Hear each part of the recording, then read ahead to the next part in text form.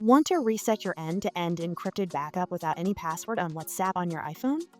This can help if you're having issues with your backup or want to start fresh. In this video, I'll show you how to reset your end-to-end encrypted backup on WhatsApp step by step. So, without wasting any more time, let's get started.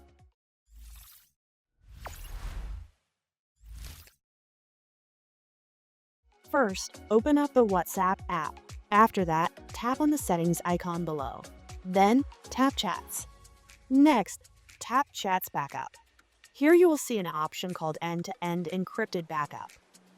Tap on it. Look at the bottom. Tap Turn Off. Here you need to enter your password. If you have forgotten your password, then tap I forgot my password. Now here it will ask you to scan your Face ID.